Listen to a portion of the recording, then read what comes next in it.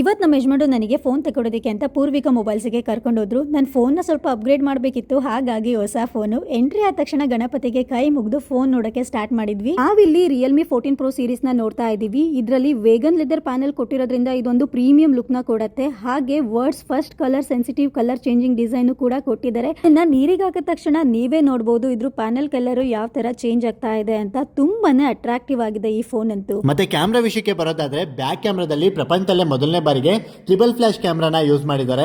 ಅದು ಕೂಡ ಸೋನಿ ಕಂಪನಿದು. ಮತ್ತೆ ಫೋಟೋಗಳ ವಿಚಾರಕ್ಕೆ ಬರೋದಾದ್ರೆ 3x ತನಕ ಝೂಮ್ ಮಾಡಿ ನೀವು ಪೋರ್ಟ್ರೇಟ್ ಅಲ್ಲಿ ಫೋಟೋನ ತೆಗಿಬಹುದು. ನೋಡ್ತಾ ಇರಬಹುದು ಎಷ್ಟು ಚೆನ್ನಾಗಿ ಫೋಟೋಸ್ಗಳು ಬಂದಿದೆ ಅಂತ. ನನ್ನ ಹುಡುಗಿ ತುಂಬಾನೇ ಮುದ್ದಾಗಿ ಕಾಣಿಸ್ತಾ ಇದ್ಲು. ಮತ್ತೆ ಬೆಳಕಿದಾಗ ಅಷ್ಟೇ ಅಲ್ಲ, ಕತ್ಲಲ್ಲೂ ಕೂಡ ಫೋಟೋಸ್ಗಳು ತುಂಬಾನೇ ಚೆನ್ನಾಗಿ ಮಾಡ್ತಾ ಇತ್ತು. ಎಷ್ಟೇ ಝೂಮ್ ಮಾಡಿ ತೆಗೆದ್ರು ಕೂಡ ಮುಖದಲ್ಲಿ ಯಾವುದೇ ರೀತಿಯಾದ ನಾಯ್ಸ್ ಇರ್ತಾ ಇರಲಿಲ್ಲ. ತುಂಬಾನೇ ಕ್ಲಿಯರ್ ಆಗಿ ಫೋಟೋಸ್ಗಳು ಬರ್ತಾ ಇತ್ತು. ನೋಡ್ತಾ ಇರಬಹುದು ಎಷ್ಟು ಚೆನ್ನಾಗಿ ಕಾಣಿಸ್ತಾ ಇದ್ದಲ್ಲ ಅಲ್ವಾ ಕತ್ಲಲ್ಲೂ ಕೂಡ. ನಾನಾಗಿದ್ರೆ ಕತ್ಲಲ್ಲೂ ಕೂಡ ಕಾಣಿಸ್ತಿರ್ಲಿಲ್ಲ ಅನ್ಸುತ್ತೆ. ಇನ್ನು ಸೆಲ್ಫಿ ಕ್ಯಾಮ್ರಾ ಬಗ್ಗೆ ಹೇಳೋದಾದ್ರೆ ಅದರಲ್ಲೂ ಕೂಡ ತುಂಬಾನೇ ಚೆನ್ನಾಗಿ ಬರ್ತಾ ಇತ್ತು ಫೋಟೋಸ್ ಕೂಡ ಮತ್ತೆ ವಿಡಿಯೋಸ್ ಕೂಡ.